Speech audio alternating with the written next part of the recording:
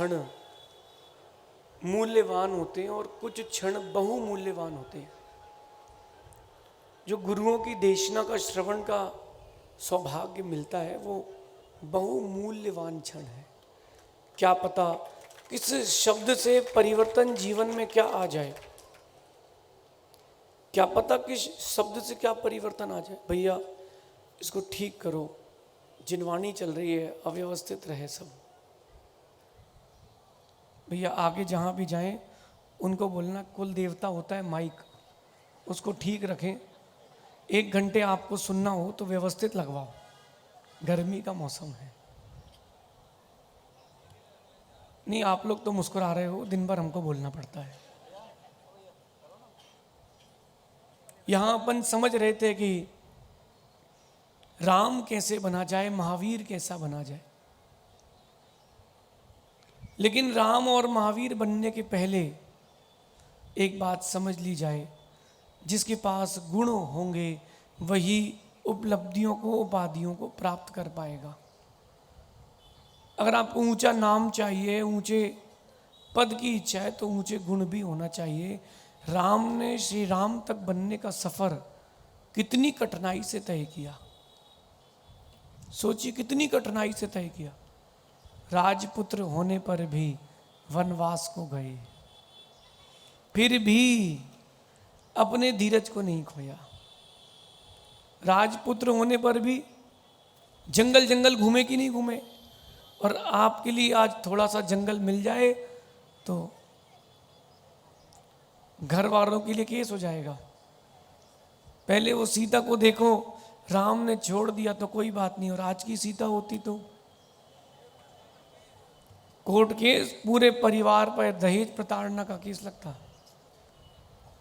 समझें, आज विशेष दिन और है, उसका नाम है आखा तीज। आखा तीज, जिसको आप लोग आखा तीज कहते हैं, उसको अक्षय तृतीया कहते हैं। आज वो दिन है जब इस भारत की भूमि में पहली बार मुनियों की आहारचर्या हुई थी। क्या अनुपम दृश्य, क्या अनुपम दृश्य। राम बनना है तो कल अपन ने 2 चीजें समझी थी, क्या क्या? मुख में मधुर भाषण, मधुर वचन, और दूसरी दान में उत्साह। आज समझते हैं राम का एक और गुण था, राम मुनियों के प्रति भक्ति रखते थे और सामान्य भक्ति नहीं रखते थे। राम ऐसे मुनि भक्त थे जिन्होंने जंगल में रह के भी चारण रिद्धिधारी मुनियों की चर्या कराई। उन राम की अयोध्या में मुनियों का विचरण निरंतर होता था। राम का जब काल था, रजनीकांत जी, जब राम का काल था, पूरे भारत में मुनियों की सेवा होती थी। आज मेरा कहना है राम तो नहीं रहे, लेकिन राम को मानने वाले शासक हैं, उनसे भी कहना है भारत के कोने कोने में मुनियों का निर्विघ्न विचरण होना चाहिए। जब देश का राजा मुनियों को मानता है तो देश के हर राज्य में मुनियों की मान्यता होना चाहिए। कहीं कहीं मुनियों के गमनागमन का निषेध है, भारत सरकार उस पर विचार करे। राम का देश है, राम को मानने वालों का देश है, तो राम मुनि भक्त थे तो आप भी मुनि भक्त बन के रहे। और अटूट मुनि भक्ति थी राम के अंदर, और उसी गुरु भक्ति, मुनि भक्ति का प्रतीक कुलभूषण देशभूषण मुनराज का उपसर्ग दूर किया श्री राम ने। वंशस्थली कर्नाटक का गांव, जिसे आज कुंतलगिरी के नाम से जानते हैं। गया आप लोग कभी? नहीं गए तो होके आना। क्या सुंदर प्रतिमा कुलभूषण देशभूषण मुनिराज की। ऐसा लगता है बिल्कुल अभी कोई 20-25 साल का युवक खड़ा ही हो। वहां से निकले और गांव के लोगों ने कहा कि रात्रि में गांव खाली हो जाता है, आप भी चले जाएं। बोले क्यों? बोले पहाड़ से चीखने की आवाजें आती हैं। राम ने पता किया क्या है, बोले वहां 2 मुनिराज हैं, उन 2 मुनियों पर रात्रि में उपसर्ग होता है। राम ने धनुष उठाया, लक्ष्मण ने धनुष उठाया, बोले चलो चलते हैं भैया। सीता जी बोली मुझे तो डर लग रहा, बोले तू यहीं रुक। राम पर्वत में पहुंचे जब संध्या काल हुआ और एक पापी मिथ्या दृष्टि देव ने उपसर्ग प्रारंभ किया। सुनो ध्यान से भैया, जो मुनियों पर उपसर्ग करते हैं बेचारे पापी हैं, मिथ्या दृष्टि है, मुनियों की निंदा करते हैं, पापी हैं, मिथ्या दृष्टि है। जो मुनियों की भक्ति करते हैं वे ही सम्यक दृष्टि पुण्य आत्मा है।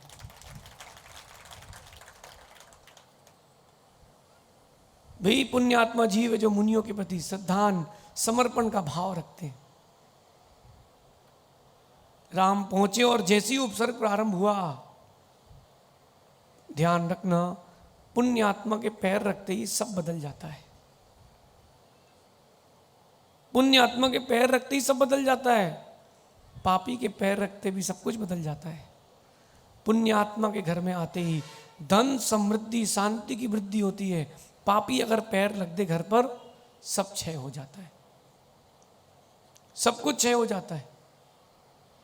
राम ने धनुष उठाया और धनुष की सिर्फ टंकार करी, वो जो धनुष की डोरी होती है ना, सिर्फ राम ने वो डोरी ही छोड़ी और उसकी टंकार मात्र से वो देव डर के भाग गए। और उतनी समय कुलभूषण देश भूषण मुनिराज को केवल ज्ञान हो गया। देखो राम की मुनि भक्ति, उपसर्ग हुआ तो उन्होंने अपने मुनिराज का साथ नहीं छोड़ा। ये बूंदी हो, आलोच समाज हो, ये मुनि भक्त समाज है। और मुनि भक्ति बना के रखना, मुनि भक्ति बना के रहना। केकड़ी वाले कहाँ हैं भैया?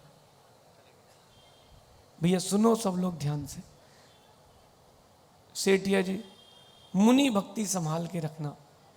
अपने से ज्यादा अपने मुनियों का ध्यान रखना, अपने से ज्यादा अपने गुरुओं का ध्यान रखना, क्योंकि वो हैं तो आप हो और वो नहीं है तो आपकी कोई कीमत नहीं है। पूर्व में भी ऐसे संगठन हुए जिन्होंने मुनियों पर उपसर्ग किए, लेकिन राम जैसे मुनि भक्त हमेशा प्रस्तुत होते रहे। राम जैसे मुनि भक्त हमेशा प्रस्तुत होते रहे। जो दिख रहा हो जरूरी नहीं कि वो आपको जो दिख रहा है वो सही हो। कई बार व्यक्ति गलत नहीं होता अर्पित, कई बार व्यक्ति का नजरिया गलत होता है, कई बार नजरिया गलत होता है। आपको बताऊं सीता जी का अपवाद क्यों हुआ, कोई जानता है? देखो राम की मुनि के प्रति जो भक्ति थी उसकी बात चल रही है, और आप मुनि भक्ति रखोगे तो आप भी राम बन सकते हो। सीता जी का अपवाद क्यों हुआ, छुल्लक जी बताएंगे? पूर्व सीता जी ने पूर्व पर्याय में मुनि राज का अभिनय किया था। एक मुनिराज बैठे थे और उनकी पर्याय की ही बहन आरिका बन गई थी। वो अपने भाई के मुनिराज के दर्शन करने आई थी और सीता ने उस पर्याय में उनका अपवाद कर दिया कि देखो अकेली आरिका मुनिराज के पास बैठी है। लोगों ने उसकी बात पर विश्वास नहीं किया, लोग मुनिराज को जानते थे। और उस अपवाद के कारण, सिर्फ और सिर्फ उस अपवाद के कारण सीता का अपवाद हुआ कि रावण के घर में रह के आई है, कि रावण ने छुआ तो होगा, सीता सती थी, लेकिन अपवाद हो गया। जो लोग मुनि की निंदा कर रहे हैं वो चीज़ों को समझें भैया। समय का चक्र लौट के आता है। वो जो कांटा 12 पर होता है ना, वो 6 पर जाता है, फिर 12 पर लौट के आता है, फिर 12 पर लौट के आता है, कुछ नहीं बचता। मुनि निंदा करने वालों के यहाँ कुछ नहीं बचता, और मुनि भक्ति करने वालों के यहाँ सब कुछ बरसता है। आज आखा तीज है ना, राजा श्रेयांश राजा सोम, जब भगवान ऋषभ देव को पड़काया, सुनो, घर में अटूट संपदा की वर्षा हुई। ये मुनि भक्ति का परिणाम। और जिन्होंने मुनि निंदा करी उनकी सारी संपत्ति चली गई। मेरा मानना है कि उनके वंश न वंशज कुछ नहीं बचता। और आप लोगों ने देखा होगा, नमन देखा कि नहीं, जिन्होंने मुनि की निंदा की हो, हम कह रहे कितनी बड़े पदाधिकारी हों, कितनी बड़े गुरुओं के भक्त हों, एक दिन में सब खत्म होता है।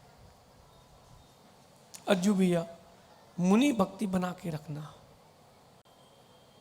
मुनि भक्ति बना के रखना, वही काम आएगी और कुछ काम नहीं आएगा। लोग बोले कोई काम नहीं, बोलना हाँ भैया मुनियों की सेवा करना, यही मेरा काम है। रजनीकांत जी कुछ काम नहीं आएगा। एक मिनट के लिए चिंतन करो, आयु का अवसान होगा कि नहीं, आयु पूरी होगी कि नहीं, नहीं होगी, होगी ना, तब कौन काम आएगा? परिवार के लोग हॉस्पिटल ले जाएंगे, वेंटिलेटर लगवाएंगे, ये कोई काम नहीं आ रहे, काम बिगाड़ रहे हैं। जब गुरुओं के पास आओगे और नमोकार सुना के समाधि कराएंगे, वो गुरु काम आएंगे। लेकिन बिरले लोग हैं जो मुनियों की भावना समझ पाते हैं। सेठिया जी, बिरले लोग हैं जो मुनियों की भावना समझते हैं, बिरले लोग हैं। सुनो ऐसा क्यों कह रहा हूं,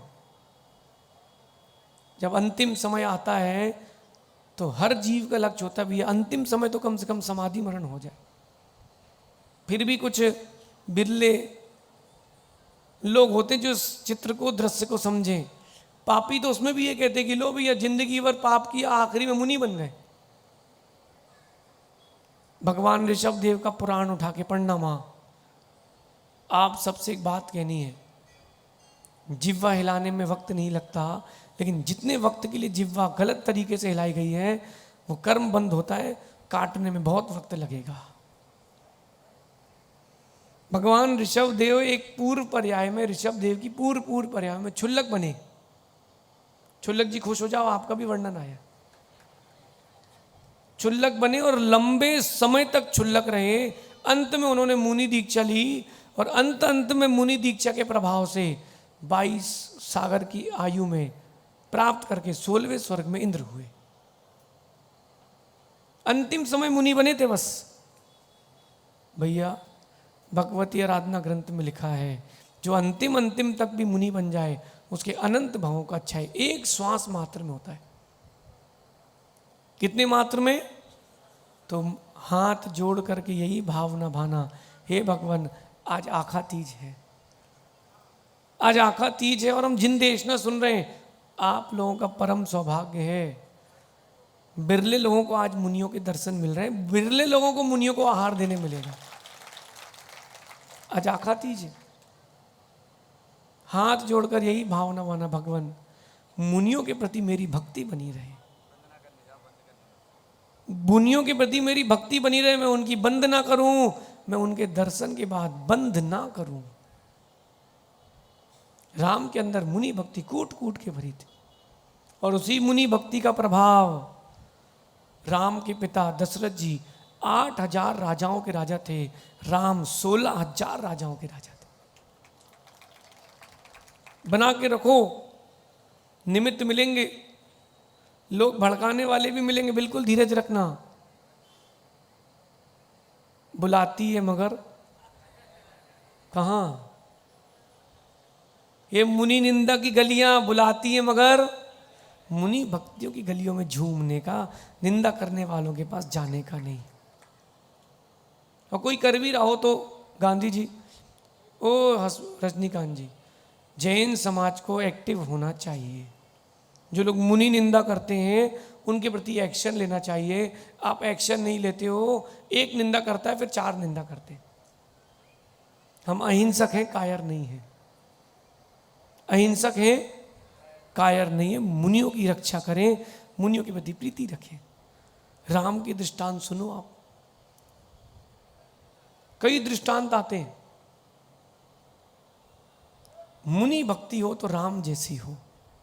और जहां राम जब स्वयं मुनि बने तो उन्होंने मुनि बनकर के बहिरंग रूप से जो साधु थे, मुनिराज थे, उनकी वंदना की, अंतरंग में निज के मुनि की भक्ति करी। राम के साथ कितने मुनियों ने दीक्षा ली थी पता है किसी को? बताएगा कोई? सहज सागर जी बताओगे? 27,000 उस दिन दीक्षाएं हुई थी। जिस दिन राम ने दीक्षा ली थी उनसे प्रेरित होकर के, उनसे प्रीतिवश सम्यक श्रद्धान के साथ 27,000 और दीक्षाएं हुई थी। कितनी? अभी बूंदी में हो जाए 27,000 दीक्षाएं। सबसे पहले अध्यक्ष जी कहाँ हैं? अध्यक्ष जी बोलेंगे महाराज जी पारना तो महीने भर में करा पाएंगे हम। 27,000 मुनि दीक्षाएं। देखो क्या मुनि भक्त रहे, और उस समय की समाज कितनी मुनि भक्त रही।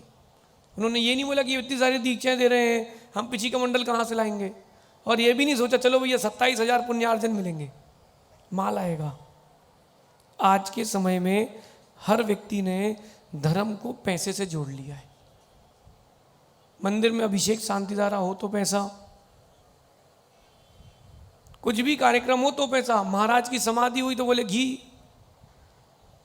की बोली, दूध की बोली, अग्नि संस्कार की बोली, चंदन डालने की बोली, कपूर की बोली। भैया धर्म को धन से नहीं, धर्म को विशुद्धि से जोड़ो। धर्म को विशुद्धि से जोड़ो, विशुद्धि से। आज के परिवेश में सब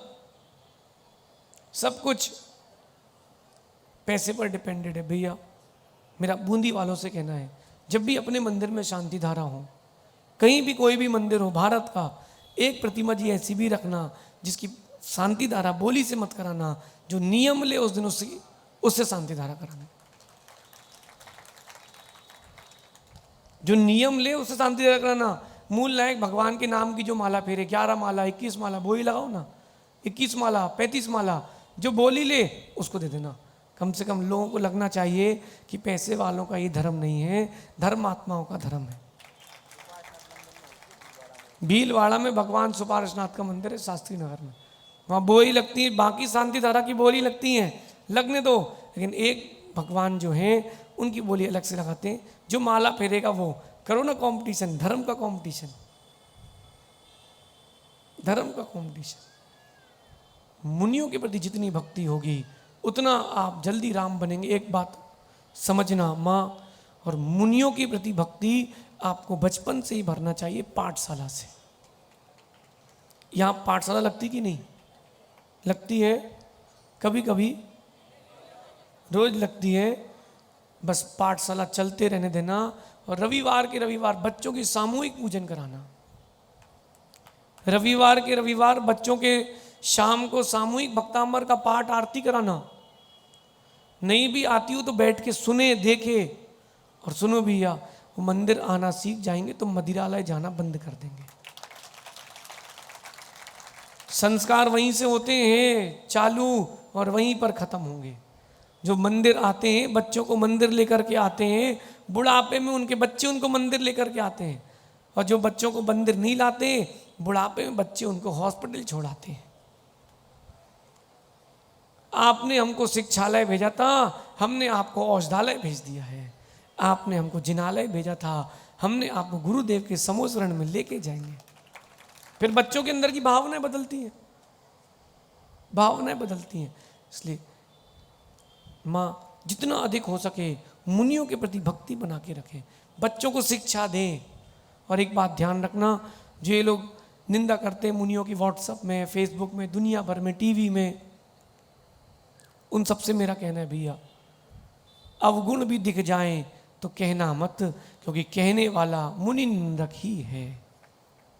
आपको लग रहा है कि अवगुण हैं, दिख रहे हैं, साक्षात भी दिख रहे हो, उनके गुरु से जाके कहें, उनसे कहें छपाए ना, मध्यस्थ हो जाए,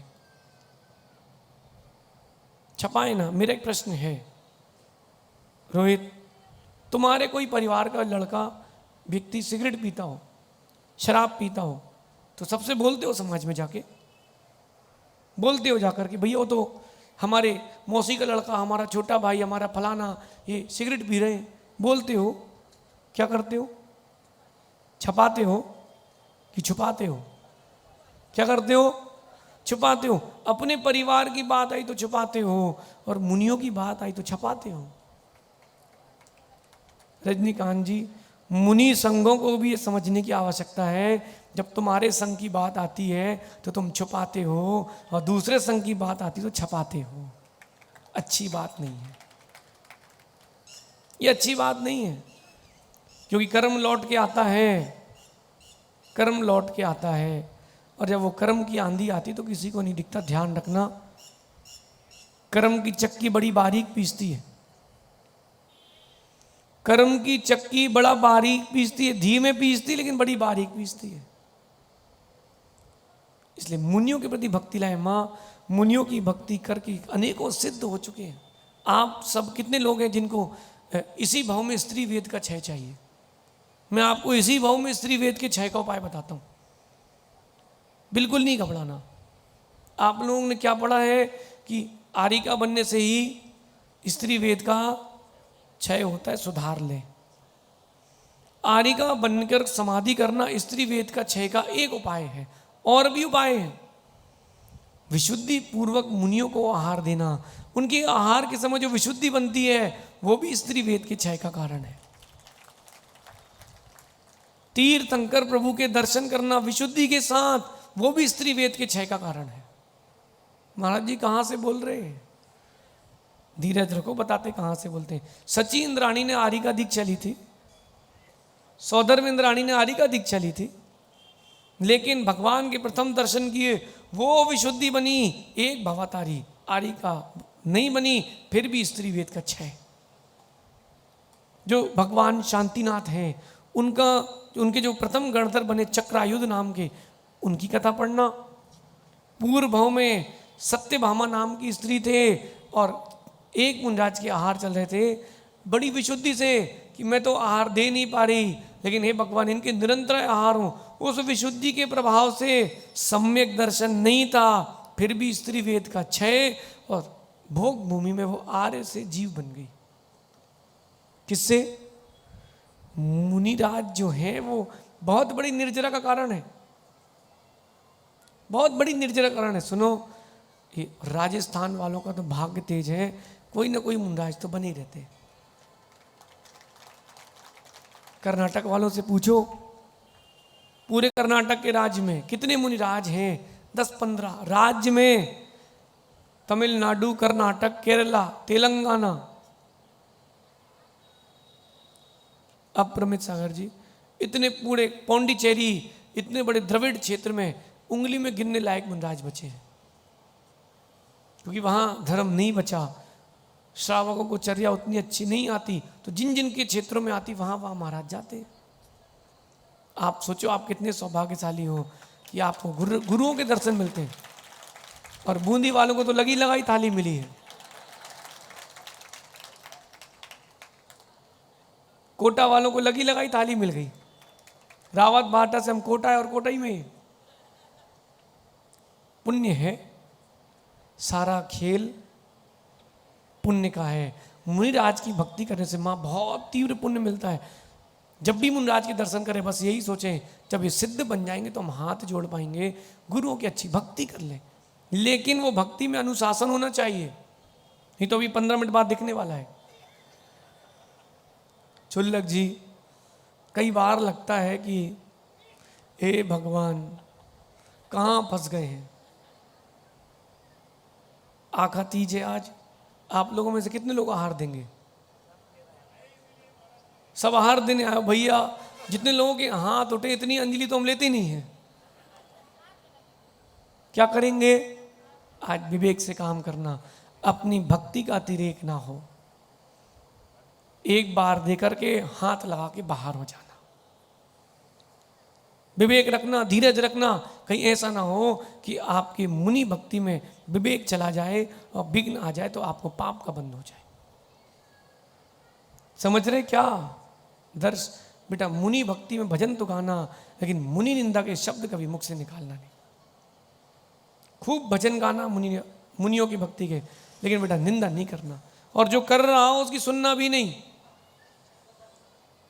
आज आका तीज के दिन आप लोग नियम लोगे, हम बताएं? हाँ, पालोगे तो हम बताएं? पहले नियम बता दे रहे, फिर बताना कितने लोग नियम लेंगे।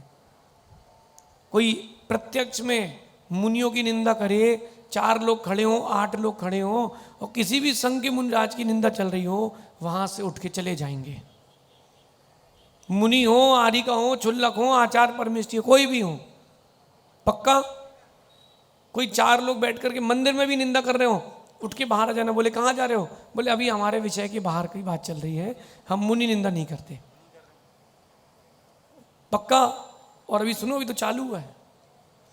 आपके फोन में, आपके ग्रुप में कभी कोई मुनि की निंदा करे, उसको जवाब देना और ऐसे ग्रुप से बाहर हो जाना। उसको आगे फॉरवर्ड नहीं करेंगे। कितने लोग नियम ले रहे हैं? पक्का? अच्छा, कितने लोग नियम ले रहे हैं कि हम मुनियों की निंदा करेंगे?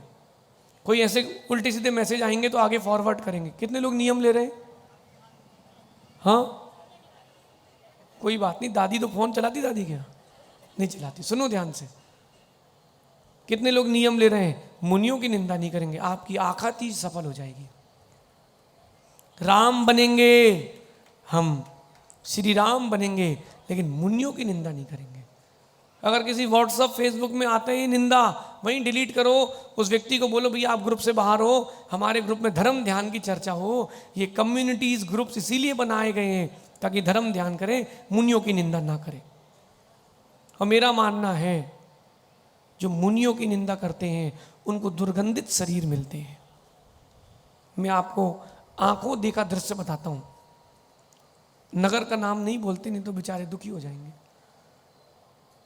एक मां जो भी मुनराज आए उनकी निंदा करती थी। ये उन संघ के, ये ऐसे और ये वैसे। सुनो, कर्म का चक्र घूमा, कर्म का चक्र घूमा, मां के पूरे शरीर में कुष्ठ हो गया। कुछ ही सालों में कुष्ठ हो गया, शरीर गल गल के टपकने लगा। गलित कुष्ठ कहते हैं उसको। ये ज्यादा पुरानी नहीं, अभी आपको मैं 15-20 साल पुरानी बता रहा हूं। शरीर के अंग गल गल के टपकने लगे और मुख से कीड़े गिरते थे। अब वो बैठती कहां थी? मंदिर की पट्टी पर। और जहां वो बैठती थी 200-300 मीटर तक बदबू आती थी। ऐसी बदबू की कोई निकल ना पाए। लोग उनको रात को, ये जो लेबर झाड़ू लगाती ना, इनसे उठवा करके दूसरे चौराहे पर बिठवाते थे, वो वापस आ जाती थी। शरीर गल गल के खत्म हुआ उसका। ऐसे मरी नहीं, वो तड़प तड़प के मरी। जो मुनि निंदा करते हैं उनका यही परिणाम होता है। मैंने अपनी आंख से देखा है मुनि निंदा का फल क्या होता है। दिनेश जी, आचार्य भगवान की मेरे यहां आहार हुए। 2008 अगस्त का महीना था। रक्षाबंधन के आगे पीछे की बात है। गुरुदेव की आहार हुए और गुरुदेव ने कहा कि इस गली चलते हैं, दर्शन करते हुए चलेंगे मंदिर के। तो जैसे जी जी जी गुरुदेव, जैसे आपकी इच्छा हो। तो वहाँ से निकले। एक व्यक्ति खड़ा था, एक बैठा था। जो बैठा था वो कह रहा था इनके गुरु भी नंगे, इनके श्रावक भी नंगे, दोनों बेशरम हैं, दोनों बेशरम है। इतना कौन सुने गुरु के लिए? सुन लोगे आप लोग? तो गुरुदेव का अपन हाथ पकड़े थे। उस दिन पुण्य तेज था कि गुरुदेव हाथ पकड़े थे। मैंने कहा गुरुदेव 1 मिनट, अर्जेंट काम याद आ के आते हैं। घर पर आहार हुए थे, गुरुदेव ने हाथ पकड़ा, बोले चलो चलो मंदिर चलो, सब लोग मंदिर चलो। मंदिर ले गए। वो बोले तुम्हारा नियम है 24 घंटे उस व्यक्ति से मौन है। मैंने कहा हाँ गुरुदेव मौन? बोले हाथ पैर से भी। मैंने कहा जी गुरुदेव, गुरु की आज्ञा नहीं टाली जाती, गुरु बुद्धि विशेषता। फिर जो होता है वो अच्छा ही होता है। जी गुरुदेव। और बोले जब तुम उससे 24 घंटे का नियम दे दिए ना, अपन ने सोचा कल समझ लेंगे, क्या दिक्कत है, पानी और गर्म होगा। और बोले जब तुम उससे बात करने जाओगे तो हमसे पूछ के जाना। कुल मिला के मैटर अभी खत्म नहीं हुआ, क्योंकि कर्म की चक्की धीमी चलती है लेकिन बारीक पीसती है। शाम के समय, उसी दिन मेरे आंखों के देखे दृश्य है, शाम के समय उसकी बहन का फोन आया, भैया रक्षाबंधन लेने नहीं आओगे? 3 भाई थे, एक भाई उस समय वहां नहीं था। भैया आप मुझे रक्षाबंधन में लेने नहीं आओगे? भाई कहता क्यों नहीं आऊंगा लेने? बोले भैया आज फिर आप जल्दी आओ। तो बोले आज शाम को आ जाऊं, कल सुबह आऊं? बोले भैया आज शाम को ही आ जाओ, हमने तो पैकिंग कर ली। रात को 9 बजे दोनों भाई गाड़ी लेकर के निकले। थोड़ी आगे गए, जबलपुर से बरगी के बीच गए। चूल्हा गोलाई नाम एक जगह है, वहां पर मतलब चूल्हे की तरह गोलाई है। भैया ऐसा एक्सीडेंट हुआ, गाड़ी सहित संस्कार हुए, शरीर निकाल नहीं पाए। कैसे निकालते? कुछ बचा ही नहीं था। एक डंपर सामने और एक डंपर पीछे, दोनों से टकराए और सीधा खाई के नीचे गाड़ी। जब गाड़ी निकाली गई, गाड़ी की ये स्थिति थी कि माचिस की डब्बी माचिस की तीली हो गई थी। फिर क्या करें? घर के लोगों ने कहा भैया खोल तो सकते नहीं, संस्कार वैसे ही कर दीजिए। अगले दिन जाके गुरुदेव को बताया, गुरुदेव ऐसी घटना हो गई। 24 घंटे नहीं हो पाए गुरुदेव। बोले बेटा मुनियों की निंदा का यही प्रभाव होता है, मुनि भक्त बने, मुनि निंदक ना बने। राम जो थे वो मुनियों के प्रति भक्ति रखते थे। ऐसा कोई दिन नहीं जाता था जिस दिन राम आहार ना देते हो। श्री राम अपने घर में चौका लगा के आहार देते थे। मेरा राम के भक्तों से भी कहना है, राम को मानते हो, राम की भी मानो, राम की भी मानो। देखो सहज सागर जी सबके दिन एक से नहीं होते।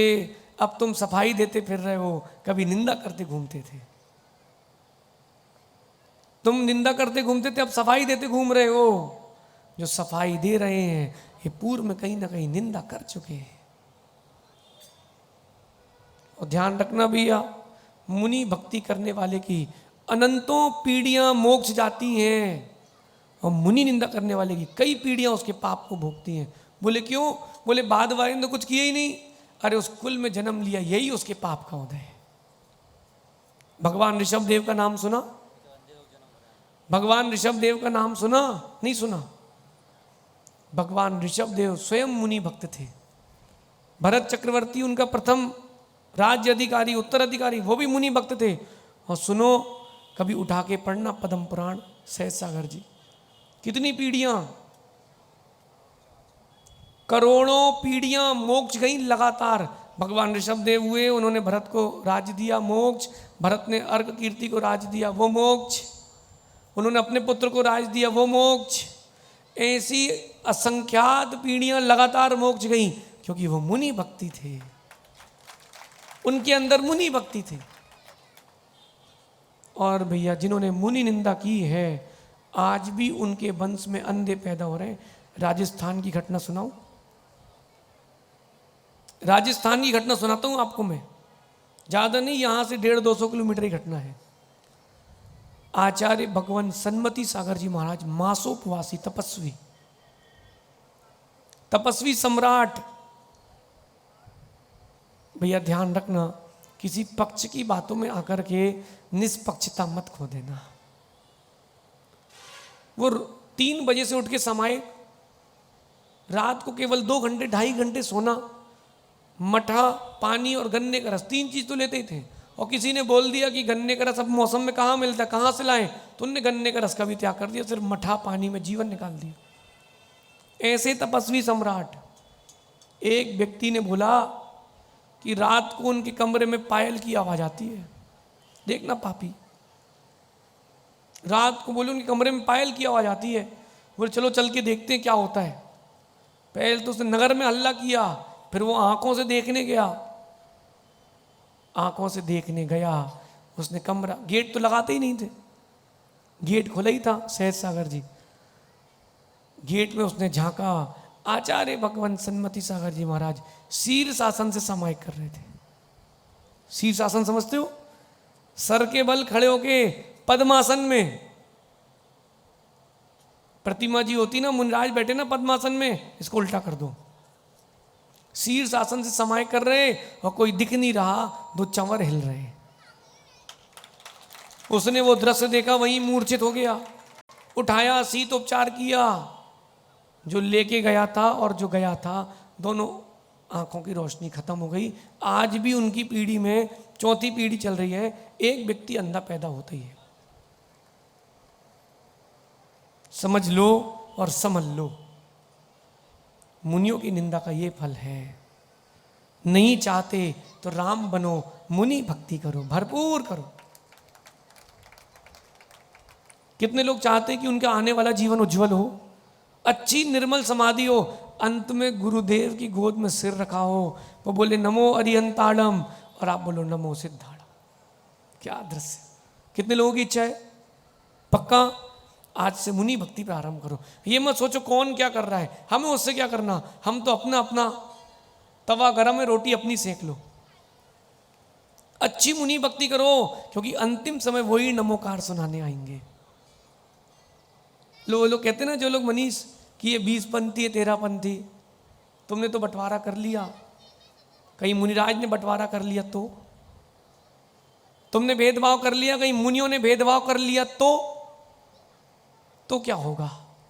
कहीं आप हमारे पास नमोकार सुनाने आए, सुनने आए अंतिम समय, रजनीकांत जी अंतिम समय, हम बोले भैया कौन से महाराज से सुनना है, 13 पंथी की 20 पंथी? और महाराज बोले कौन से पंथी हो? तब मालूम चलेगा कि समय की कीमत क्या होती है। ध्यान रखना, जो जितना 13-20 करते हैं ना, इनको अंतिम समय नमोकार सुनाने के लिए मुनिराज नहीं मिलेंगे, नहीं मिलेंगे। जो निष्पक्ष जीवन जिएंगे उनको ही मिलेंगे।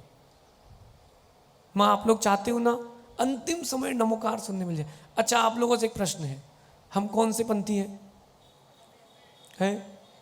हम आगम पंथी भी नहीं है, बताओ, है 33 पंथी भी नहीं है। ये राजस्थान में 16.5 पंथ भी है भैया, ना 13 ना 20, बीच के हैं वो। हे भगवान, नया नया सहज सागर जी तुम बनाओ 22 पंथी, अप्रमेय साई तुम 24, हम 37। कुछ नया करो, क्या दिक्कत है? जब पुराने बना गए तो अपन नया और बना लो, लेकिन उस पंथ में एक ही सूत्र होना चाहिए, नमो लोए सब साउन। अपन जो 24 तीर्थंकरों के बनाए हुए पथ हैं उस पर ही चलना है। अपन तीर्थंकरों के वंशज हैं, उनके पंथी हैं। 24, 36, 72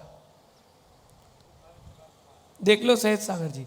ये जो पंथ बनाते ना बाद में पछताते हैं। माँ हम कौन से पंथी? अगर आप हमें 13 पंथी मानते हो तो हम आपको मिथ्या दृष्टि मानते हैं। आप हमें 20 पंथी मानते हो तो हम आपको मिथ्या दृष्टि मानते हैं। क्योंकि जो पंथ में बंटवारा कर दे समाज का, धर्म का, वो ना श्रावक है ना वो साधु है। जो 13 पंथी, कितने लोग 13 पंथी यहाँ पर, वो सब मिथ्या दृष्टि हैं। नोट करके रखना, पहला गुण स्थान है। जो लोग 20 पंथी कह रहे हैं वो मिथ्या दृष्टि हैं, गुण स्थान में पहला ही है।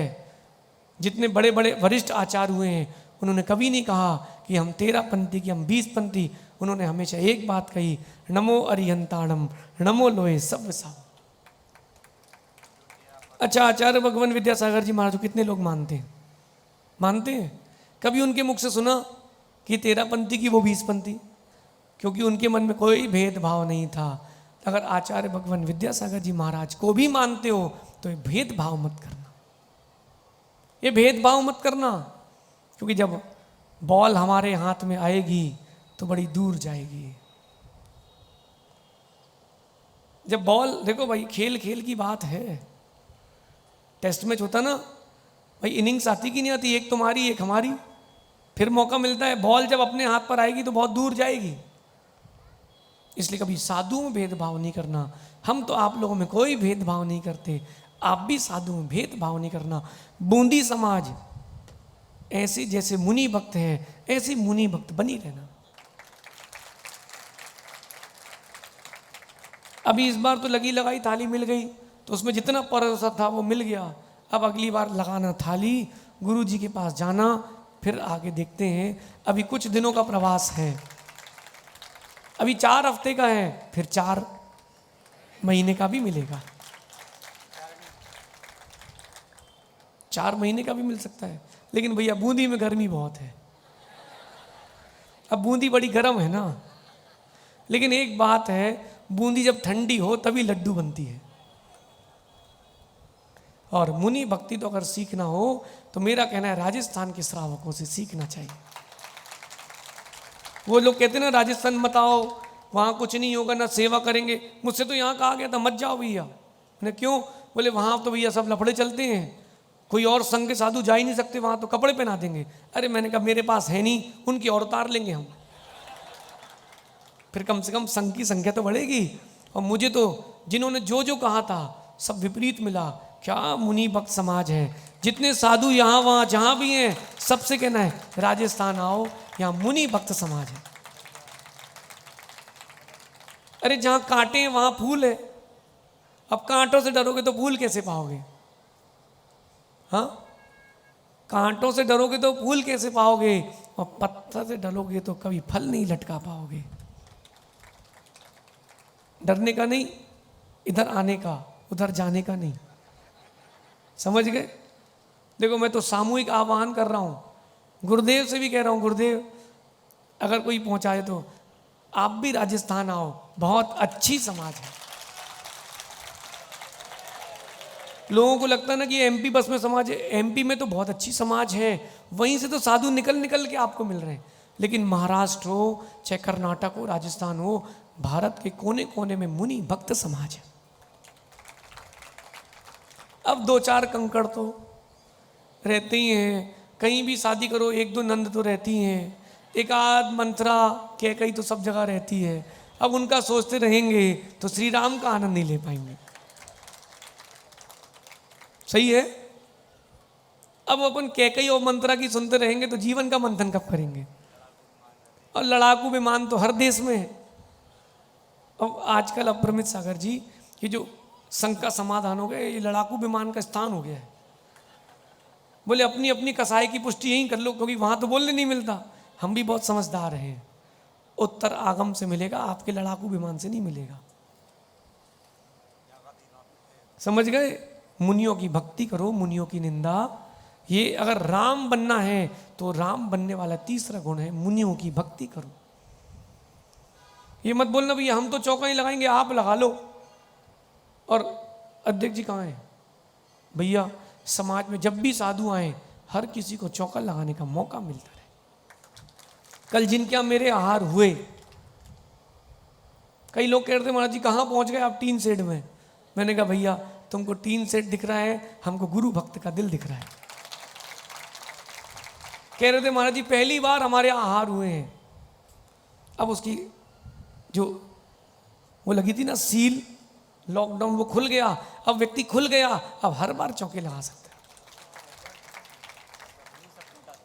इसलिए अच्छी मुनि भक्ति करो। देखो भाई हम चेहरा देख के कभी नहीं जाते हैं,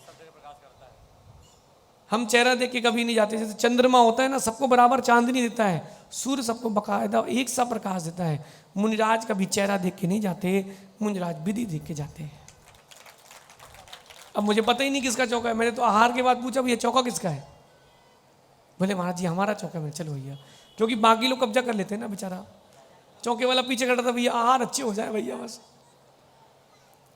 ऐसा चिंतन करोगे तो विशुद्धि जारी है, वरना विशुद्धि आप सभी मुनि भक्त बने तो विशुद्धि भगवान महावीर स्वामी की